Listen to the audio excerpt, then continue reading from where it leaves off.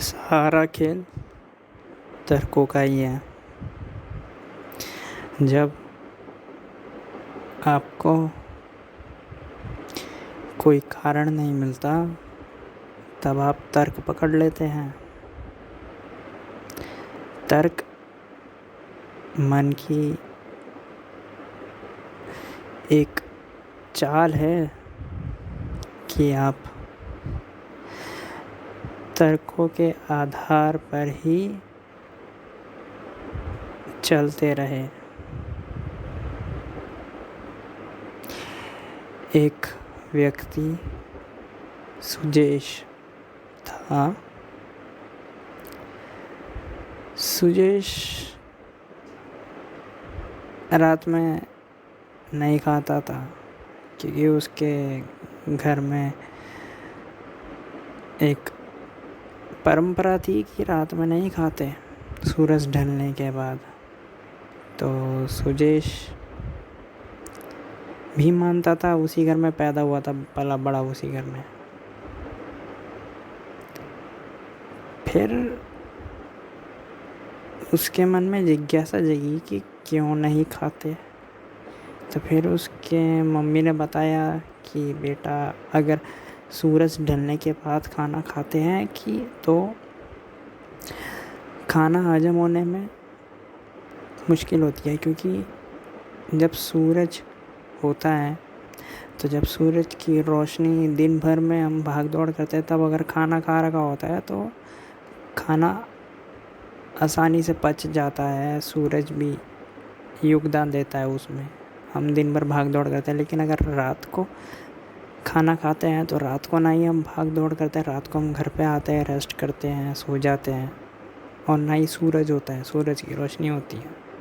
तो डाइजेस्ट होने में बहुत मुश्किल होता है खाना। और अगर खाना डाइजेस्ट नहीं होगा तो पेट के रोग होंगे आगे जाकर।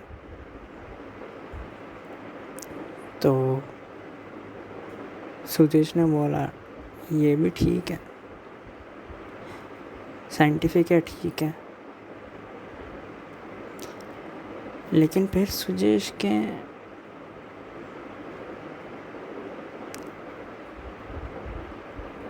जाहिर सी बात है, हर घर में स्टॉक तो रहता ही है खाने का।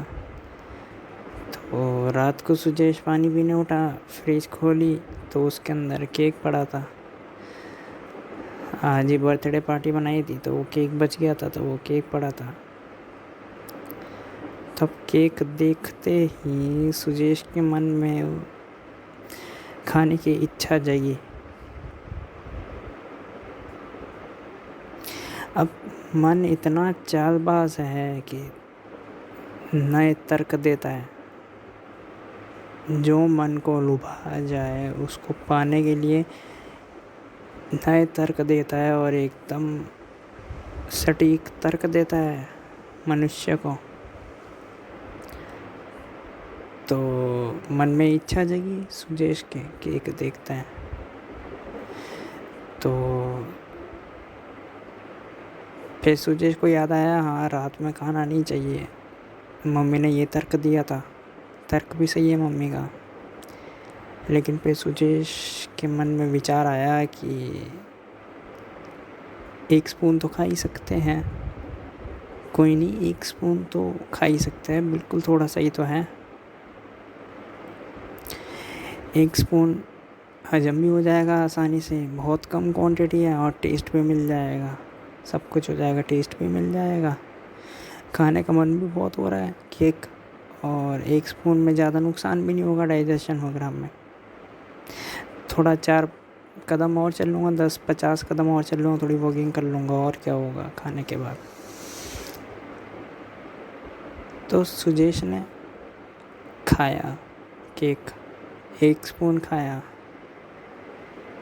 फिर मन ने और तर्क दिया कि 1 स्पून ऐसा खाया, 1 स्पून और खा ले, कोई नहीं, 2 ही स्पून ही तो है बस, 100 कदम वॉकिंग कर लियो, और क्या, सो जाइए, फिर थोड़ा कूद लियो, थोड़ा स्किपिंग कर लियो, फिर सो जाइए।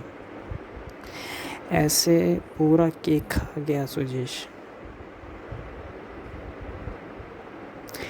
आपने देखा इस कहानी में एक तर्क ये था कि रात में नहीं खाना, उसके पीछे एक तर्क था, और रात में खा लिया उसके पीछे दूसरा तर्क था।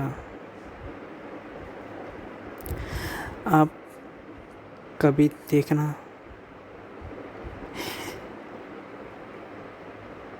खुद से सवाल करना, खुद के भीतर झांक कर देखना। पहले सुजेश ने एक तर्क पकड़ा हुआ था, फिर उस दिन दूसरा तर्क पकड़ लिया। तर्क को तर्क ही काट सकता है, लेकिन याद रखना,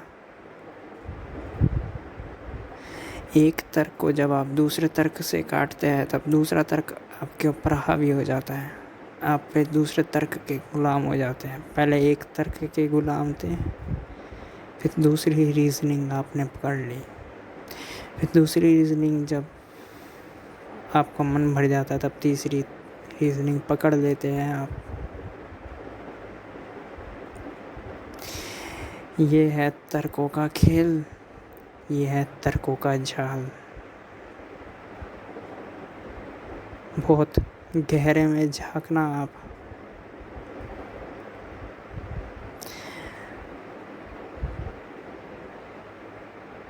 जो भी आप करते हैं वो सब उसके लिए आपका मन पहले तर्कों का आधार बना लेता है।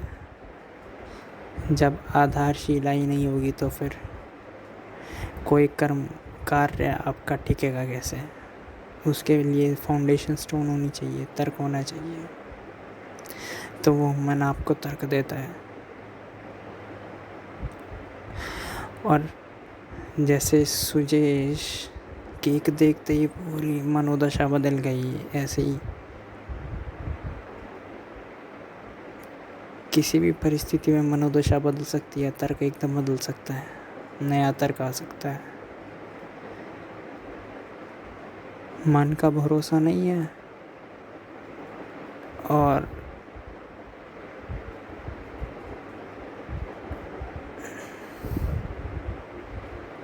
किसी महान दार्शनिक ने बोला है कि human is a rational being.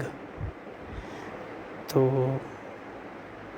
तर्कों के आधार पर आपका जीवन चलता है।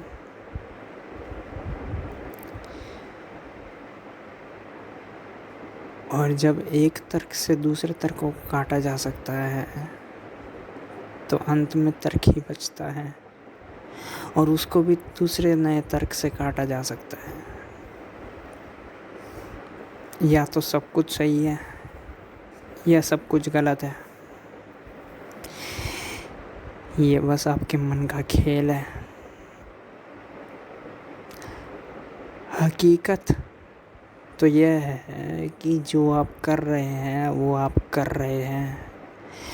अब उसका सपोर्ट लेने के लिए आप तर्क का उपयोग करते हैं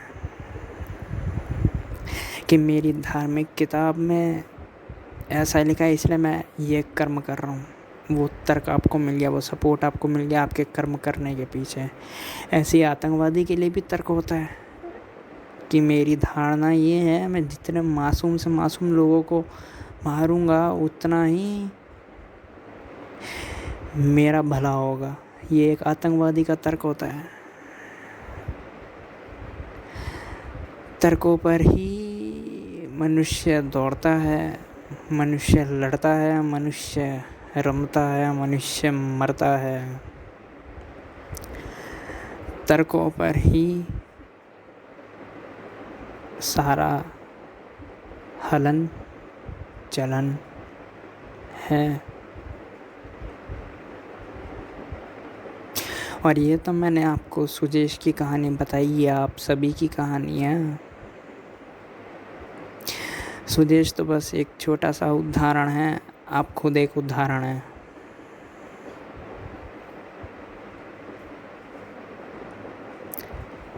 तर्क ठीक है, एक वक्त पर सुविधा देता है, लेकिन परिस्थिति कब बदल जाए, मनोदशा कब बदल जाए, कब नया तर्क आ जाए, क्या भरोसा।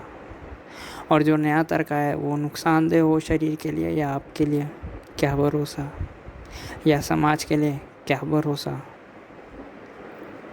फ़ायदेमंद भी हो सकता है, नुकसानदेह भी हो सकता है, क्या भरोसा।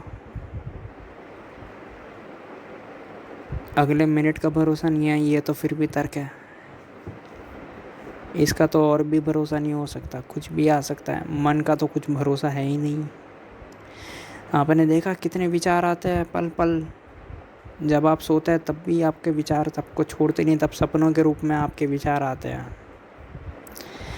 विचार आपको एक सेकंड भी नहीं छोड़ते हैं। आप सोते हैं तब सपनों के रूप में विचार आते हैं। जब आप जागते हैं तब तो विचार चलते ही रहते हैं। जब आप नहाते हैं तब कुछ ना कुछ विचार आते हैं। जब खाना खाते हैं तब कुछ ना कुछ विचार आते हैं। जब चलते हैं, जब दोस्तों से बात करते हैं तब कुछ ना कुछ विचार आते हैं, तर्क आते रहते हैं।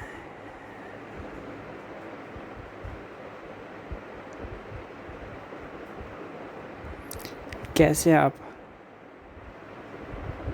भरोसा कर सकते हैं जबकि आपको इतना अनुभव है कि स्थायी कभी कुछ है नहीं, बदलता रहता है। फिर भी तो आप इस वक्त जो भी कार्य कर रहे हैं उसके पीछे जो भी तर्क है उसे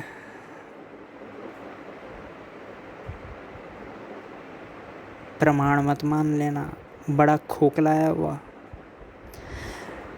तर्क, बड़ा ही खोखला है। जिसका भरोसा नहीं है बहरूपिया है तर्क। आपका मन और आपके जो कर्म के पीछे जो भी कारण है,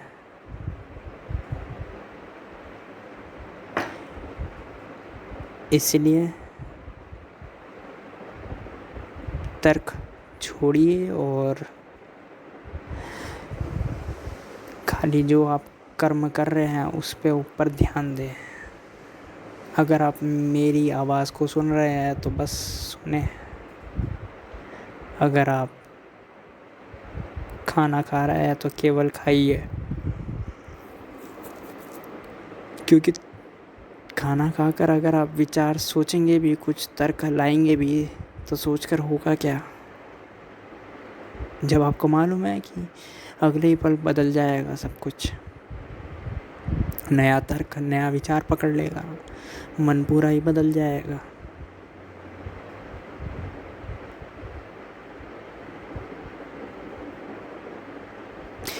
यही आपकी पीड़ा का कारण है। आप चाहते हैं कि सब कुछ स्थायी रहे, परमानेंट रहे, लेकिन ऐसा होता है नहीं। अगर आपको एक विचार आया तो आप चाहते हैं आप यही विचार रहे, लेकिन ऐसा होता है नहीं। विचार बदल जाता है और कब बदलता है पता भी नहीं लगता आपको।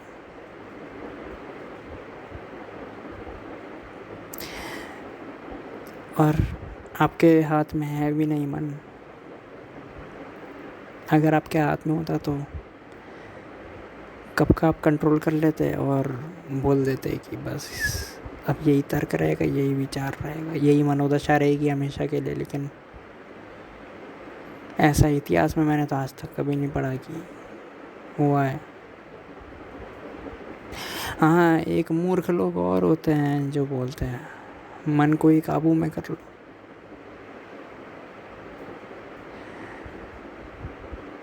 दरअसल वो मन को काबू में नहीं करते, वो अपने शरीर को काबू में करते हैं।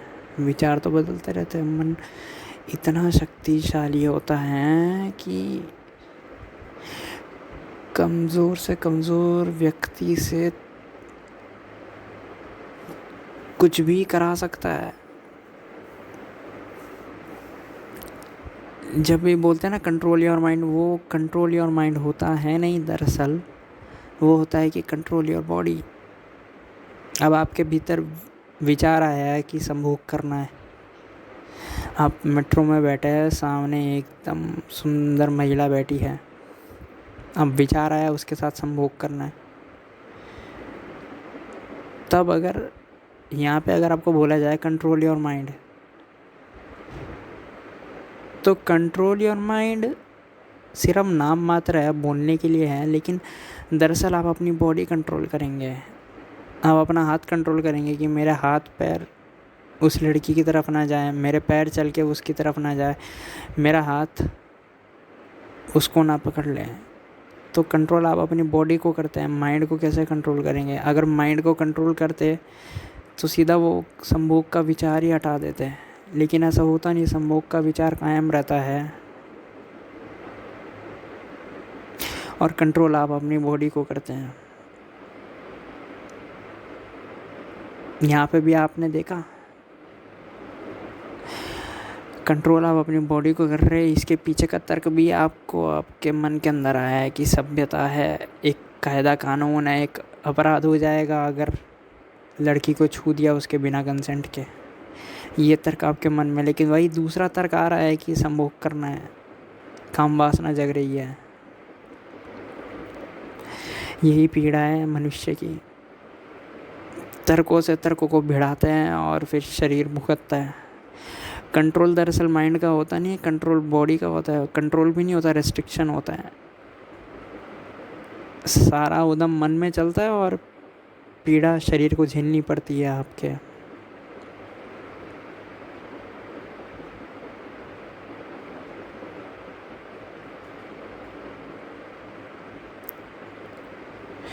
अपने शरीर से प्यार करें,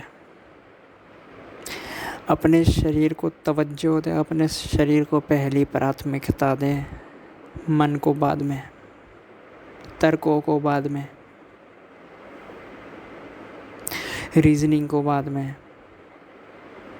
अपने कर्मों को तवज्जो दें, कर्मों के पीछे जो नैतिकता दिखती है उसको छोड़ दें, कर्मों पर ध्यान दें, शरीर को नुकसान ना पहुंचाएं, मन के प्रति तटस्थ हो जाए, इंडिफरेंट हो जाए। मन जो बोलता है, मन आपका मालिक है क्या? जब मैं बोलता हूँ मन आपका मालिक है क्या, तो मैं ये नहीं बोलता कि मन को कंट्रोल कर लो। अब कुत्ते भौंक रहे हैं तो कुत्ते भौंक रहे, कुत्ते मालिक है क्या आपके, जो कुत्ते के भौंकने से आप रुक जाओगे? कुत्ते भौंक रहे तो आप चलते रहते अपने रास्ते, और क्या करते? कुत्ता भौंक रहा है ना, आपने उसका मुंह बंद करा ना, आपने अपने कदम रोके। ऐसे ही आप हो जाओ अपने मन के प्रति। मन विचार दे रहा है, तर्क दे रहा है, देने दे। आप अपने शरीर पर ध्यान दो। मन एक बोन ऑफ कंटेंशन है, कबाब में हड्डी है आपके और आपके शरीर के बीच में। मन के कारण ही आप अपने शरीर को संपूर्ण रूप से कभी देख नहीं पाते, समझ नहीं पाते।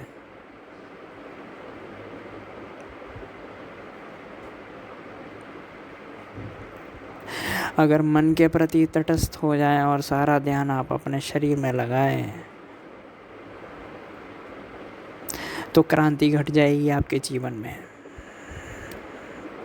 फिर मन कुछ भी बोले, क्या फ़र्क पड़ता है? मन का ज़्यादा भरोसा किया भी नहीं जा सकता, क्योंकि मन हमेशा बदलता रहता है। मन की कोई ज़ुबान थोड़ी होती है कि मैं तुम्हें ज़ुबान देता हूँ। मन कभी बोला है मन ने तुम्हें ऐसा? और अगर बोला भी होगा तो तत्क्षण ज़ुबान तोड़ दी होगी, क्योंकि मन का स्वभाव ही है बदलना। मन का स्वभाव ही है इच्छाएं लाना, तर्क लाना। आपने देखा, अगर आपको संभोग काम वासना बहुत आती है, प्रगाढ़ आती है, तो आप फिर कामसूत्र का सपोर्ट करेंगे, क्योंकि उससे आपकी काम वासना को सपोर्ट मिलता है। वही दूसरी तरफ अगर आप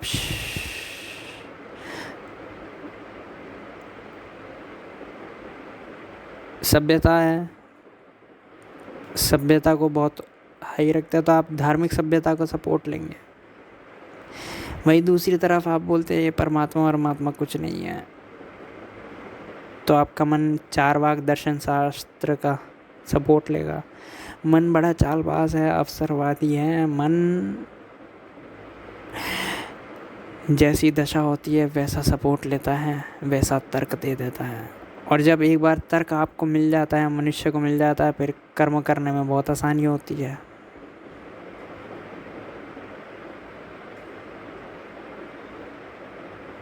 जब तक कारण ना हो तब तक सब कुछ रहस्य मालूम पड़ता है, तब तक कुछ मालूम ही ना पड़ता है।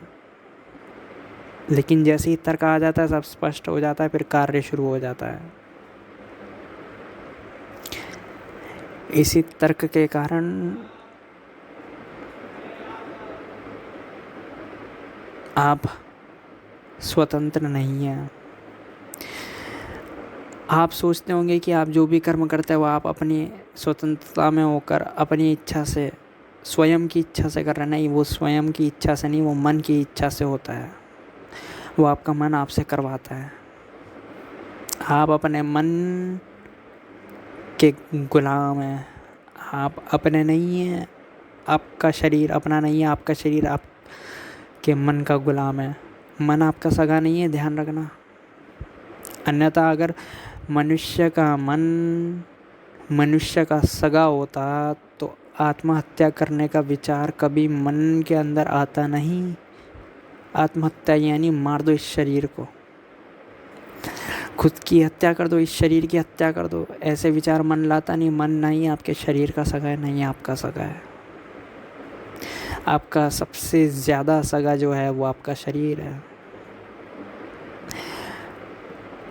मन कितना ही बोलेगा, कितना ही भौंकेगा, मन कितना ही लुभाएगा, सुंदर लड़की की तरह या सुंदर लड़के की तरह, बोलने दो, भौंकने दो। आप तटस्थ हो जाए।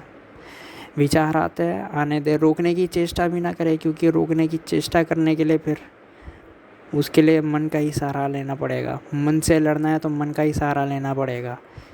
तर्कों से अगर लड़ना है तो तर्क का ही सहारा लेना पड़ेगा। मैं कह रहा हूँ लड़ाई छोड़ दो,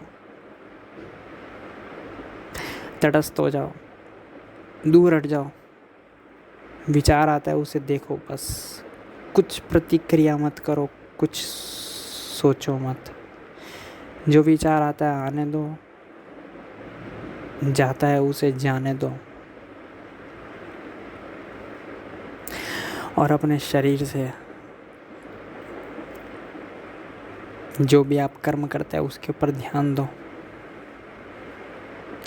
सब्सक्राइब करें अगर ये चलचित्र मददगार साबित हुई हो तो, और शेयर करें यह वीडियो।